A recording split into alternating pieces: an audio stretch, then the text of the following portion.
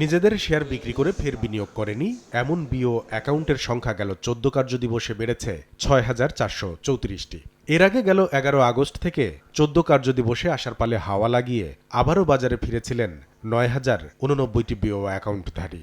অর্থাৎ হাসিনা সরকারের পতনের পর শেয়ার বাজার খানিকটা চাঙ্গা হলেও আবারও বিনিয়োগকারীদের ঘিরে ধরেছে হতাশা।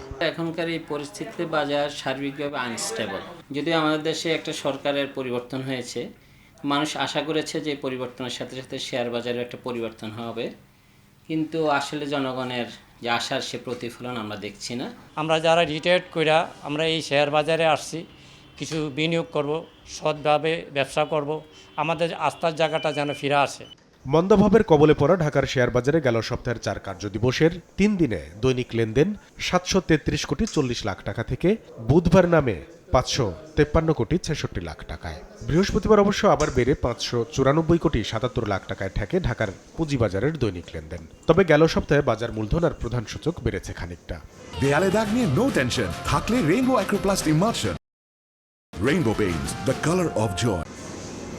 উত্থান পতনের এমন দোলাচলে যখন দুলছে দেশের শেয়ার বাজার, তখন এজন্য শুধু কারসাজিকে দায়ী করতে চান না ইনভেস্টমেন্ট কর্পোরেশন অব বাংলাদেশের চেয়ারম্যান।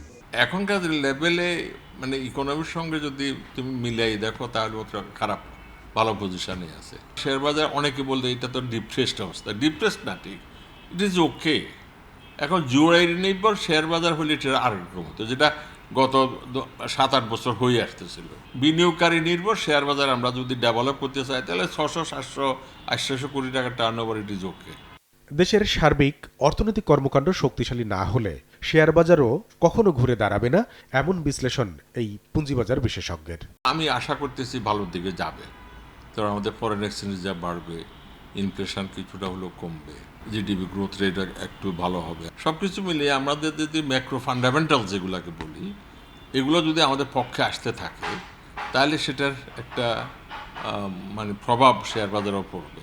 গেল সপ্তাহের লেনদেনে অবশ্য আগের সপ্তাহের মতো দাম বৃদ্ধির শীর্ষ ৫ কোম্পানির মধ্যে জেড ক্যাটাগরির কোনো প্রতিষ্ঠান না থাকলেও দাম কমতির তালিকায় থাকা শীর্ষ ৫ কোম্পানির মধ্যে ৩টি ছিল সবচেয়ে ভালো মানের তালিকাভুক্ত প্রতিষ্ঠান, অর্থাৎ এ ক্যাটাগরির প্রতিষ্ঠান।